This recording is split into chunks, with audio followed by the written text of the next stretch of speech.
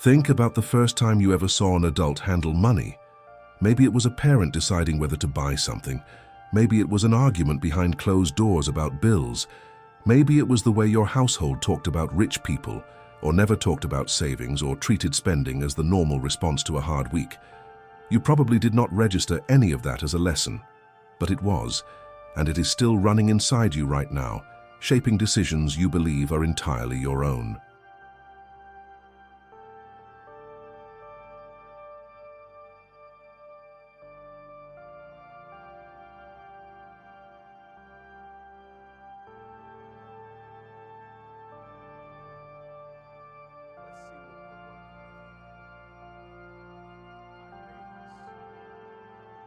Financial behavior is not learned in classrooms. It is absorbed in kitchens, in car rides, in offhand comments made by people who had no idea they were teaching you anything. And the most powerful part of that absorption is that it happens before you have the critical awareness to question it. By the time you are an adult, making real financial decisions, many of your foundational beliefs about money were already formed before you were 10 years old.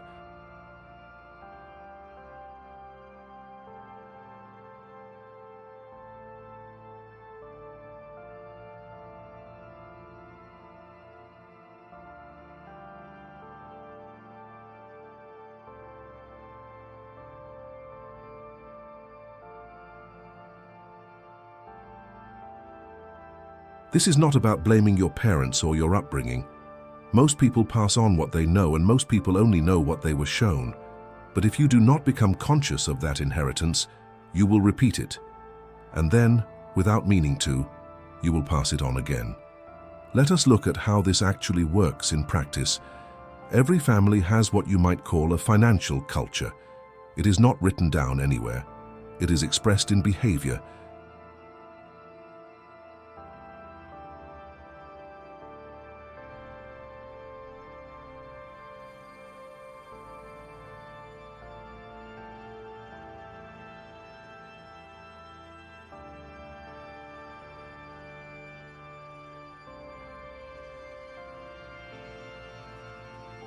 In whether money is talked about openly or treated as a source of shame and secrecy, in whether saving feels natural or impossible, in whether debt is seen as a normal part of life or as something dangerous, in whether financial problems are faced directly or avoided until they become crises.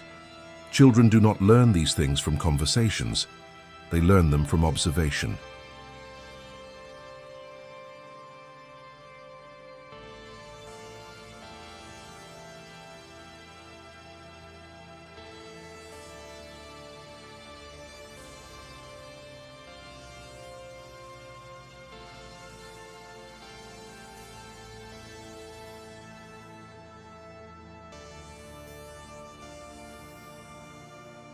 A child who grows up watching a parent avoid opening bills, who hears money described as something that never lasts, who sees stress every time a financial decision needs to be made, internalizes a very specific emotional relationship with money.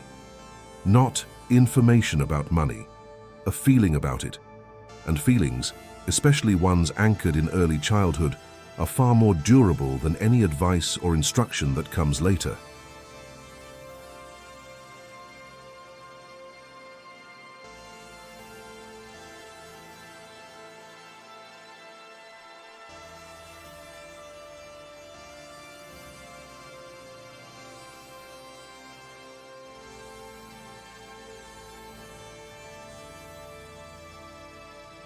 The child who grows up in that environment will likely become an adult who also avoids looking too closely at their finances, who also feels a low-level anxiety every time the subject comes up, who also tends to spend when stressed because spending was modeled as a form of temporary relief, who also does not plan ahead because nobody in their environment ever modeled what planning ahead actually looks like. None of this is fate, but it is the starting point.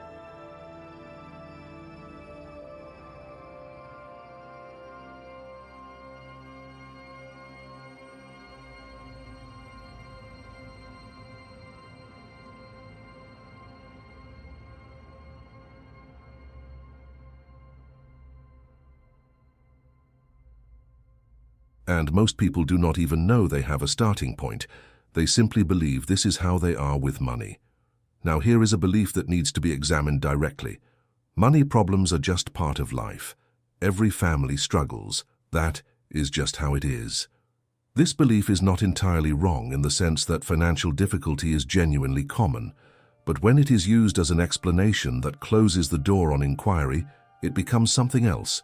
It becomes permission to not look any closer.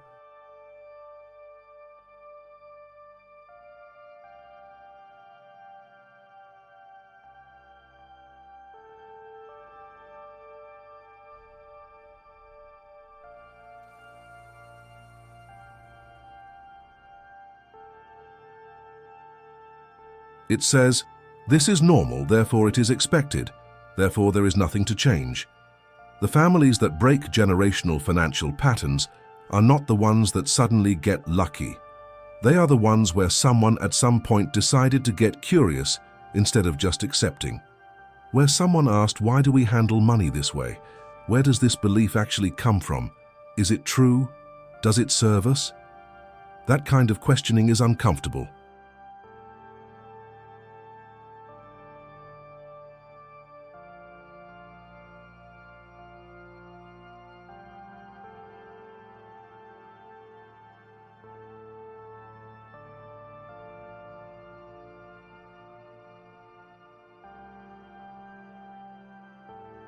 It can feel like criticism of people you love, but it is not about judgment. It is about understanding. You can deeply respect your parents and still recognize that the financial patterns they passed on were shaped by their own fears, their own limitations, their own inherited beliefs that nobody ever challenged. Here is another very common pattern that travels through generations almost invisibly. The belief that talking about money is inappropriate, uncomfortable, or somehow dangerous.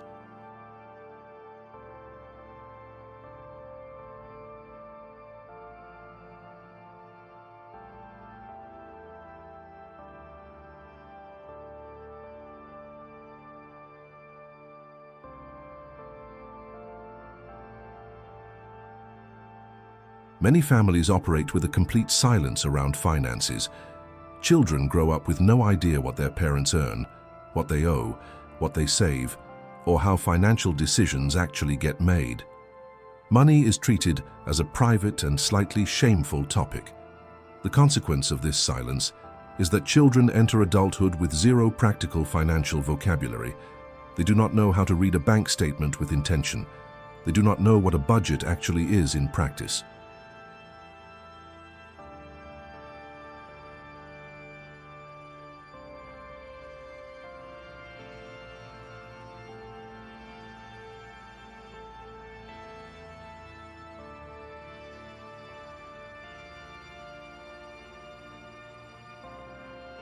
They have never seen anyone model financial decision-making out loud, and so they improvise, making it up as they go, often repeating the exact patterns of avoidance and reactive spending that defined the household they grew up in. The irony is that the silence was probably designed to protect, to spare children from worry.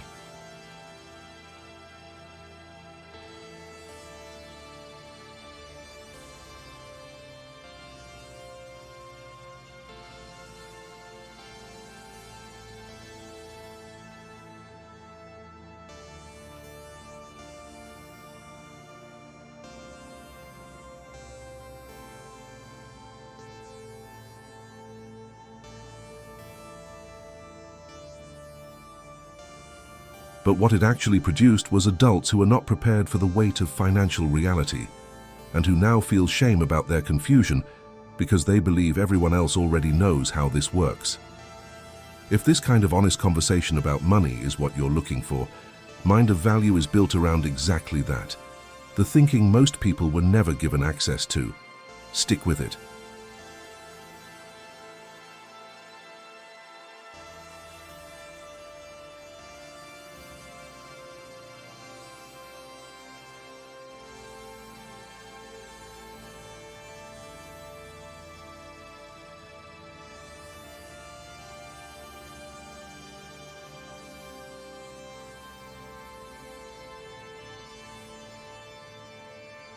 So what does it look like to actually interrupt this pattern?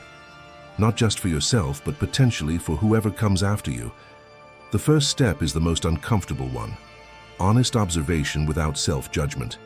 You are not trying to build a case against yourself or your family. You are trying to map the territory.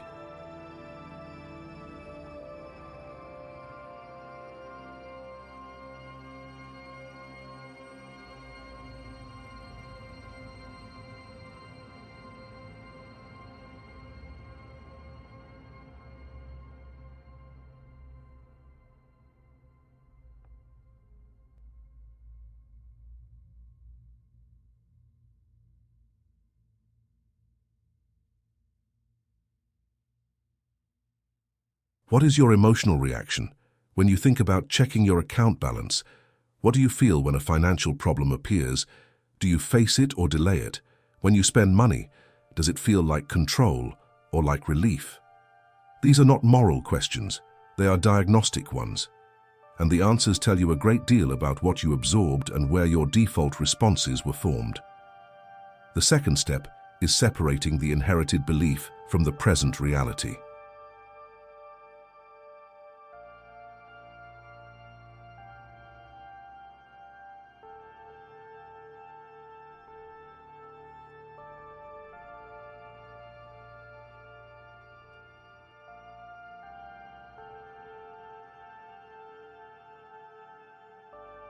Your parents may have grown up in genuinely difficult circumstances where scarcity was real and immediate.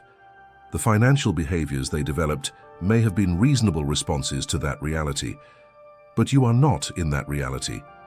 The behaviors that were adaptive in one context may not be serving you in a different one. Recognizing that does not dishonor them. It simply means you are allowed to update your operating system based on your own circumstances.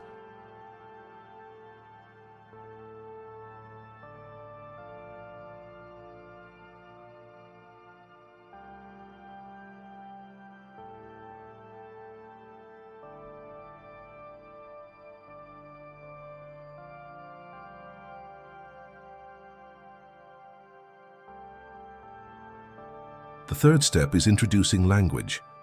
One of the most powerful things a family can do is begin to talk about money in simple, neutral, age-appropriate terms. Not with alarm, not with shame, but with the same normalcy as any other topic. Children who grow up hearing parents say things like, "We chose not to buy that because it is not in our plan this month," are absorbing a very different financial culture than children who simply see purchases happen or not happen with no explanation.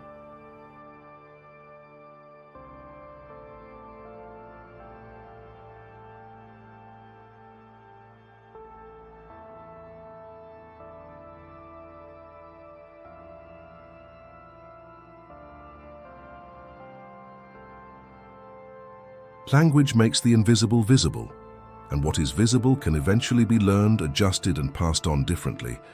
The fourth step is recognizing that your financial identity is not fixed. This is perhaps the most important thing to internalize. The patterns you absorbed are real. They influence you in real ways, but they are not who you are. They are what you learned.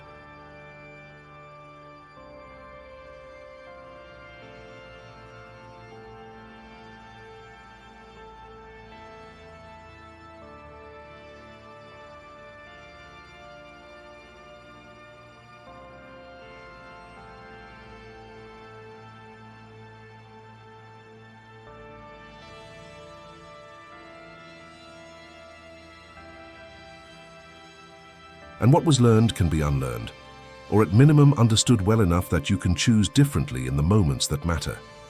This is a gradual process. Do not expect to overhaul decades of absorbed behavior in a month. The goal is not perfection, it is progressive clarity. Each time you catch yourself reacting financially from an old place rather than a conscious choice, that awareness is the beginning of something new. Not the solution itself, but the precondition for one.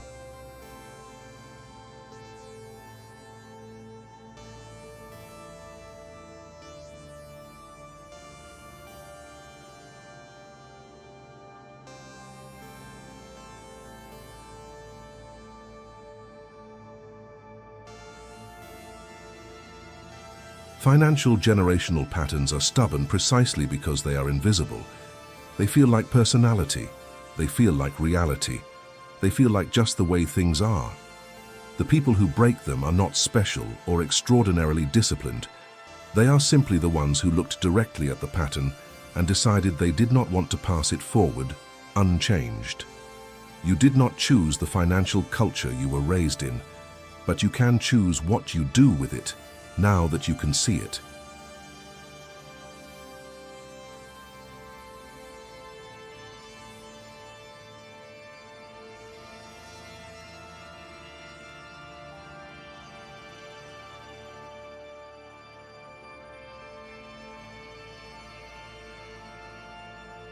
The cycle only continues if nobody decides to look at it. You are already looking. That is where it starts.